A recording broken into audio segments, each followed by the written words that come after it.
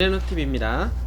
대표이사와 함께하는 성경 이야기 속으로, 자, 오늘은 여러분들하고 통성경 길라잡이 이 사진 하나로 성경 66권을 이해한다 라고 하는 주제로 같이 한번 알아볼 텐데요.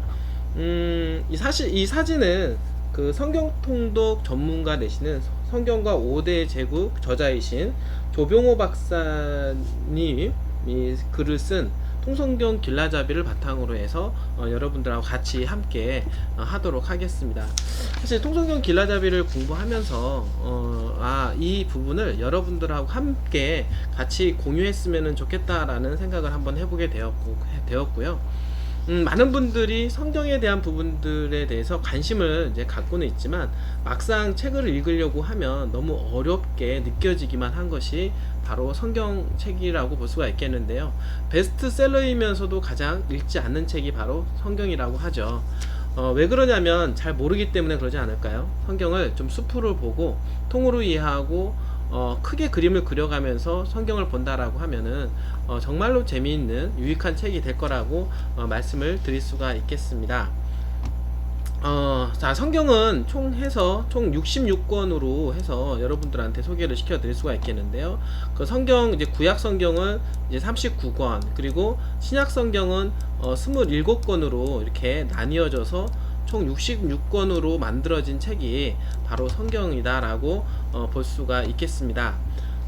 성경에 대한 부분들을 보게 되면 이 그림에서 보면은 요 가운데를 잘라서, 자, 윗부분은 이제 구약, 그 다음에 아랫부분은 그 다음에 신약이고, 그리고 구약과 신약의 중간에 한 400년이라고 하는 그 공백기가 있다라고 볼 수가 있겠는데요. 이게 그 구약을 이제 통으로 한번 여러분들하고 이제 구분을 지어서 좀 말씀을 드리게 되면 모세 오경 부분과, 그리고 왕정 500년 시대와, 그리고 이제 페르시아 이제 7권 이렇게 나눌 수가 있겠고, 그리고 이제는 신약에서는 사복음서, 그리고 사도행전, 이제 공동서신 이렇게 나누어서 성경을 좀 이해를 하면 보다 쉽게 이해할 수가 있으리라고 생각을 합니다. 그리고 이제는 그 구간별로 나누어지는 이유가 있는데요. 자, 모세오경에서 왕정국가로 이 나누는 구간에서 보면은 BC 1050년 그 왕정국가가 시작이 되는, 이제 사울 왕정이 시작이 되는 바로 이 시작점을 기준으로 해서 나누게 되었고요. 그리고 페르시아 7권은 바로 이 왕정국가가 이제 마무리가 되는 남유다 마지막 왕인 시드기야 왕정이 종료되는 그 시점으로 나뉘어서 이해를 하신다라고 하면 보다 구약 성경을 좀 이해하기가 쉽겠다라고 말씀을 드릴 수가 있겠네요. 그리고 이제 신약 성경은 이제 십자가 사건인데요. AD 33년도에 예수님께서 십자가에서 돌아가심으로 해서 사복음서와 사도행전을 나누어서 여러분들 이해를 하시면 되겠고, 그리고 AD 64년도 바로 기독교 박해가 시작이 되는 로마 대화재 사건을 통해서 사도행전과 공동서신 9권을 나누어서 여러분들이 좀 이해를 하면은 보다 성경을 좀 더 쉽게 이해할 수 있으리라고 생각을 하게 됩니다. 그래서 이제 모세오경을 보게 되면은요, 모세오경은 창세기부터 출애굽기, 레위기, 민수기, 신명기, 그리고 여호수아, 사사기, 룻기까지 좀 이해를 하면은 보다 이제 통으로 좀 이해할 수가 있겠는데요. 사실 이 모세오경에 대한 부분들은 하나님께서 인간을 창조하셨고 창조하면서 한 백성을 택하시는 과정이라고 볼 수가 있겠습니다. 바로 그 부분이 이스라엘 백성이라고 볼 수가 있겠는데, 이스라엘이라고 한 민족을 만들게 되었고, 그 다음에 이스라엘이라고 한 민족이 바로 사울 왕정부터 해서 이제는 왕정 시대가 열리게 되었다라고 볼 수가 있겠습니다. 그래서 이제 왕정 이제 500년 시대가 이제 열리게 되는 것이죠. 그리고 열리게 되면서 이제 쓰여진 이제 성경책을 이제 보게 되면은 이제 구간별로 이제 나뉘어지게 되는데, 바로 이제 사울왕 때 지금 현재 보게 되면 뭐 사무엘 이제 상부터 해서 이제 마지막 그 오바댜까지 여러분들이 성경을 이제 보면서 시대적인 배경과 함께 좀 이해를 하면은 훨씬 더 이해도가 높다라고 볼 수가 있겠습니다. 사실 이때 쓰여진 이제 성경책을 보게 되면은요, 사무엘 상하, 역대 상하, 그리고 열왕기 상하, 그리고 보시게 되면은 뭐 시편, 전도서, 그리고 이제는 그리고 마모스, 그리고 이런 선지자들에 대한 어떤 글들이 많이 이제 쓰여졌다라고 보시면 될 것 같습니다.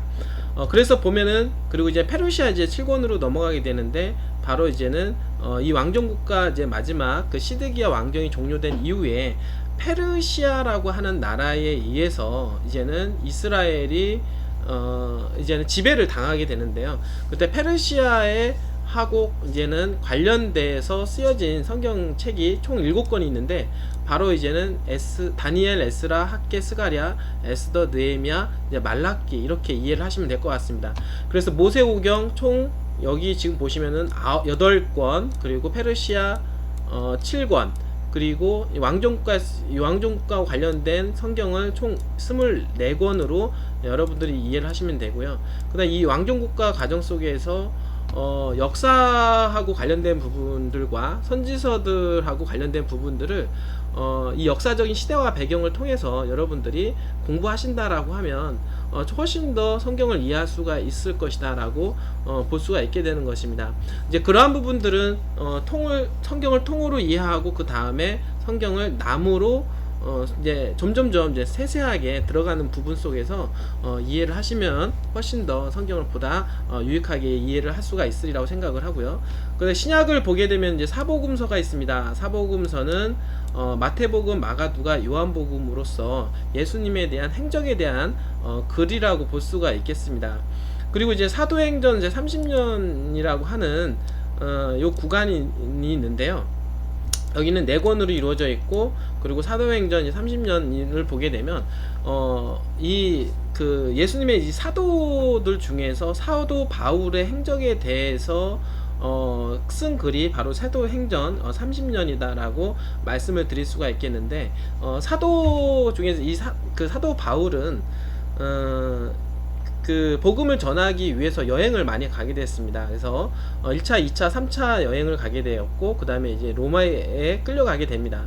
그리고 로마에서 쓰여진 그 편지서들이 다양하게 있는데요. 첫 번째로 데살로니가 전서, 그리고 데살로니가 후서, 갈라디아서는 그 사도 바울이 2차 전도 여행 당시 쓰여졌던 글이라고 볼 수 있겠고, 그리고 고린도 전서, 고린도 후서, 그리고 로마서는 3차 전도 여행 시 썼던 그 편지서라고 볼 수가 있겠습니다. 그리고 이제 로마에 이제 끌려가서 이제는 가택연금을 당하면서 썼던 그 편지가 에베소서, 빌립보서, 골로새서, 빌레몬서, 이렇게 말씀을 드릴 수가 있겠고, 그리고 감옥에서 이제 풀려나게 됩니다. 가택연금은 이제 풀려나면서 이제는 목회서신으로 쓰여졌던 이제 편지가 이제 3개가 있는데, 디모데전서, 디도서, 그 다음에 디모데 후서, 이렇게 말씀을 드릴 수가 있겠습니다. 특히나 이 디모데 후서는 이 사도 바울이 가택연금에서 풀려나가고, 그리고 로마 대화재 사건이 이후에 벌어지게 됩니다. 로마시가 한 3분의 한 절반 정도 이상 이제 불타오르게 되었는데요. 이제 그러한 사건들이 이제는 그 당시 그 황제가 그 네로 황제였었습니다. 민심이 되게 흉흉한 상태에서 그 시민들이 바로 그 로마에 불을 낸 당사자가 네로 황제다라고 이제 상황을 이제 몰아가게 된 거죠. 이제 그러면서 그러한 분위기를 반전시키기 위해서 그 네로 황제는 기독교인들한테 그 죄명을 씌우게 된 것입니다. 그러면서 이제 기독교 이제 탄압이 시작이 되었는데요. 그게 바로 AD 64년 로마 대화재 사건을 통해서 기독교가 탄압하는 시대가 열렸다라고 볼 수가 있겠습니다. 그래서 AD 313년도 콘스탄티누스 황제 때까지 기독교 탄압은 계속해서 이루어지게 되는 것입니다. 그 로마 대화재 사건이 이제 일어나게 되면서 이제는 사도 바울이 다시 앞으로 자기의 죽을 것을 예언을 하고 쓰여졌던 것이 유언장으로 쓰여진 것이 바로 디모데 후서다라고 말씀을 드릴 수가 있겠고, 그 로마 대화재 사건 이후에 기독교 탄압하는 과정 속에서 이제 공동서신 9권이 나오게 되었는데요. 히브리서, 야고보서, 베드로 전서, 후서, 그리고 유다서, 요한 1, 2, 3서, 그리고 마지막 요한계시록까지 글이 쓰여졌다라고 볼 수가 있겠습니다. 이 공동서신 9권에 대한 특징을 좀 보게 되면요, 기독교 탄압 중에서 글을 쓰여졌기 때문에 이런 탄압 속에서도 믿음을 굳건히 지키고 예수 그리스도로 나아가자라는 어떤 전체적인 흐름과 메시지가 숨겨져 있다라고 볼 수가 있는 것입니다. 이렇게 해서 성경을 총 66권으로 이해할 수가 있겠는데요. 성경 구약 성경의 모세오경 8권과 그리고 왕정시대에 쓰여졌던 역사서와 함께 그 선지서들 24권, 그리고 페르시아 7권, 그리고 페르시아 당시하고 관련된 성경책이 다니엘, 에스라, 학개, 스가랴, 에스더, 느헤미야, 말라기 1권 포함해서 총 39권으로 이루어져 있는 것이 바로 구약 성경이다 라고 말씀을 드릴 수가 있겠고, 신약은 바로 사복음서 4개와 그리고 공동서신 9개, 그리고 이루어지는 게 총 27권인데요 27권 중에서 13권을 빼면은 사도행전 당시 쓰여졌던 글이 총 14권으로 이제 포함을 시켜서 27권. 그래서 도합 합쳐서 총 66권으로 이루어진 것이 성경 책이다라고 좀 말씀을 좀 드릴 수가 있겠습니다. 자, 성경을 이렇게 구분해서 보게 되면 구약과 신약이 있습니다. 구약은 뭐냐면 옛 언약, 그리고 신약은 새 언약이라고 이렇게 말씀을 드릴 수가 있겠는데요. 구약이라고 하는 것은 뭐냐면 어떻게 보면은 예수님 초림에 대한 그리고 재림에 대한 약속을 구약 성경을 통해서 확인이 가능하고요. 신약이라고 하는 것을 통해서 예수님의 어떤 재림에 대한 얘기를 우리는 이해할 수가 있다라고 볼 수가 있겠습니다. 결국에는 BC, AD로 이렇게 나누듯이 예수님 이전을 BC, Before Christ, 그리고 예수님 이후에 아나도미 이렇게 얘기를 하게 됩니다. 그러니까 결국에는 히스토리, 예수님 이야기, 이 세상의 주인공은 예수님이다, 그리고 역사의 주인공은 예수님이다라고 하는 것을 성경을 통해서 우리는 이제 확인을 할 수가 있다라고 하는 것입니다. 그리고 이 성경에서 가장 중요한 부분은요, 결국에는 예수님께서 인간으로 성육신한 이유가 뭐냐면 우리의 죄를 사하여 주시고 우리 죄로부터 구원해 주시기 위해서 오셨다라고 하는 것입니다. 그 성경의 가장 큰 어떤 그 스토리에 대한 테마는 바로 죄에 대한 부분이라고 볼 수가 있겠습니다. 구약도 죄이고 그리고 신약도 죄라고 하는 부분이라고 볼 수가 있겠는데, 결국에는 구약 성경에서 이 죄를 해결하기 위한 방법으로서 지상 성소가 있었다라고 하는 것을 여러분들한테 소개를 할 수가 있겠는데요. 지상 성소가 있어서 이 지상 성소에는 바로 이 안에 이렇게 들어가 보면은, 이제 성소에 들어가게 되면은 성소 뜰이 있고, 성소 뜰 안에 앞에 보면 제단이 있었습니다. 번제단이 있었고, 그 다음에 성소가 있고, 이제 지성소로 나아가게 되었는데, 이 지성소 안에는 바로 법궤가 있었고, 바로 하나님께서 임재하고 계셨다. 왜냐하면 법궤 안에 십계명이 있었다라는 것이고, 십계명은 바로 하나님이 임재해 계신 곳이 바로 십계명이 있다라고 말씀을 드릴 수가 있겠습니다.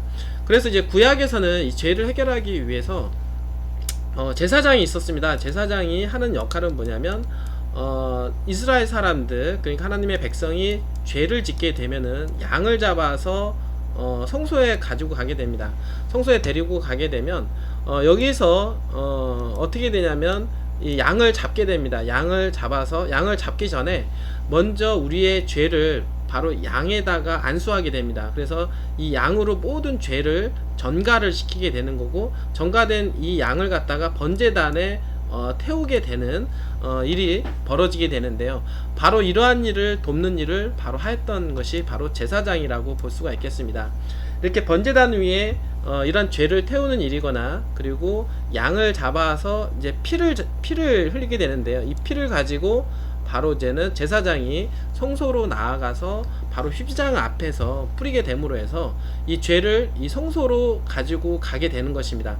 바로 이러한 일을 하였던 것이 바로 제사장의 역할이라고 볼 수가 있겠고, 더 나아가서는 1년에 한 번씩 대제사장이 지성소로 나아가게 되었는데요. 이 지성소로 나아가게 된 이 날이 바로 대속죄일이었습니다. 이 대속죄일은 하나님의 백성, 그러니까 이스라엘의 모든 죄를 사함을 받는 날이고, 그리고 심판을 받는 그 날이었다라고 볼 수가 있겠습니다. 바로 이렇게 해서 하나님 앞에 나가기 위해서는 그 당시에 있는 하나님의 백성은 제사장을 통해서, 그리고 대제사장을 통해서 지성소로 그리고 하나님을 만날 수 있는 그런 어떤 계기였다라고 하면은, 이제 신약에서는 좀 양상이 틀려진다라고 볼 수가 있겠습니다. 왜 그러냐면 예수님의 그 십자가 사건을 통해서 어떤 일이 있었냐면, 이 성소가 있는데, 자, 이 성소의 성소하고 지성소 사이에 휘장이 있습니다.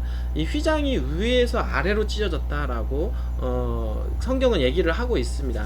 그리고 예수님께서 돌아가시기 전에 다 이루었다라고 하시면서 예수님께서는 돌아가시게 되는데요. 그 이유가 무엇이냐?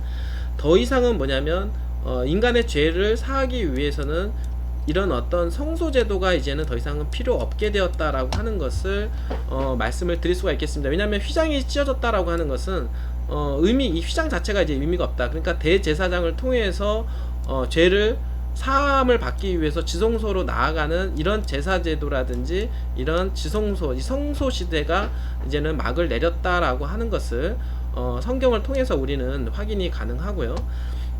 또 하나는 이제 신약 시대에서는 이런 지상성소, 그러니까 지상성소가 필요 없는 시대에서 이제는 예수님께서 십자가 사건을 통해서 단번에 우리는 구원을 받을 수 있는 기회를 이제 열게 되었다라고 하는 것입니다. 왜 그러냐면 예수님은 바로 이제는 이제 어린 양이 되신 것입니다. 어린 양이 십자가 사건을 통해서 이제 피 흘리게 되셨고, 이 피를 받아서 우리는 구원에 대한 약속을 이제 받게 된 사건이라고 볼 수가 있겠는데, 예수님께서는 하늘나라의 대제사장이 되어서 이제부터는 우리의 죄를 중보를 해주시고 계시다라고 볼 수가 있겠습니다. 그러니까 예전에는 제사장을 통해서 우리가 나아갈 수가 있었다라고 하면, 우리가 이제는 기도를 통해서 예수님 앞과 그리고 하나님 앞으로 직접 나갈 수 있는 그런 시대가 열렸다라고 볼 수가 있겠습니다. 자, 지금은 그 은혜의 시기라고 얘기합니다. 이 은혜의 시기는 뭐냐면 예수 그리스도를 믿음을 통해서 우리는 구원을 선물로 받을 수가 있는 시대라고 볼 수가 있겠고, 다 이뤘다라고 하는 것은 누구나 이제는 구원을 이룰 수 있는 기회가 열렸다라고 볼 수가 있겠습니다. 다만 조건이 있는데요. 그거는 뭐냐면 우리가 예수님을 믿어야 된다라고 하는 것입니다. 그 믿음은 그냥 지적인 어떤 믿음이 아니라, 그 믿는다라고 하는 얘기는 이러한 말씀을 믿고 이 말씀대로 살고자 하는 순종의 표시다라고 볼 수가 있겠고, 더 나아가서는 예수님과 함께 동행하는 삶과 그리고 예수님과 하나님을 우리는 영광을 드러낼 수 있는 삶을 사는 것이 진정한 믿음이고 진정하게 구원을 받을 수 있는 길이다라고 말씀을 여러분들한테 드릴 수가 있겠습니다. 성경은 이렇게 얘기합니다. 결국에는 이 죄에 대한 부분들을 해결하기 위해서, 그리고 죄에 대한 부분들을 말씀을 해주시기 위해서 이 성경을 주셨다라고 볼 수가 있겠는데요. 사실은 우리가 사는 인생 어떻게 보면 상당히 짧습니다. 100년밖에 안 되고, 성경 역사상 보면 6,000년이라고 하는 기간이 지나게 되는데요. 하나님의 시계로 보게 된다라고 하면 아주 짧은 시기를 우리가 살고 있는 것입니다. 우리가 많은 사람들이 이 짧은 시기 동안 많은 영광을 위해서, 많은 권력과 그리고 물욕을 위해서 우리가 살고 있는데요. 사실 하나님이 보기에는 너무나도 짧은 시간이라고 하는 것입니다. 그리고 인간은 이 짧은 시간을 살면서 영원히 살 것처럼 말씀을 하고 있지만은, 우리한테 주어진 시간은 100년이라고 하는 시간이죠. 이 100년이라고 하는 시간 동안 우리를 위해서, 우리의 어떤 물욕과 우리의 권력과 우리의 어떤 모든 것을 위해서 살 것이 아니라, 하나님께서는 이렇게 얘기하고 계신 것입니다.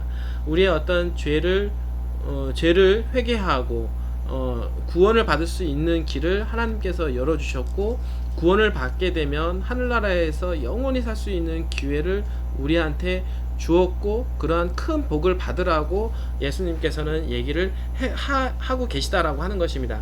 그러니까 우리한테 주어진 이 짧은 기간 100년 동안 우리를 위해서 살 것이냐, 아니면은 하나님을 위해서 살 것이냐는 우리가 선택을 하라라고 이 성경은 메시지를 계속해서 준다라고 하는 것입니다. 이 시간 또한 금방 지나리라고 생각을 합니다. 우리는 이 성경을 통해서 예수님을 믿음으로써 구원을 받을 수 있는 기회를 잡게 된 것이 아니겠습니까? 그러니까 성경을 더욱더 많이 연구하고 공부하고, 그리고 예수님의 성품으로 예수님과 함께 살 수 있는 그날까지 성경을 열심히 공부해서 그 믿음으로 우리가 구원의 승리를 갖출 수 있도록 오늘 또 준비하는 우리가 되어야 되지 않겠느냐, 이렇게 생각을 합니다. 자, 오늘도 이렇게 끝까지 시청해주신 여러분들 진심으로 감사드립니다.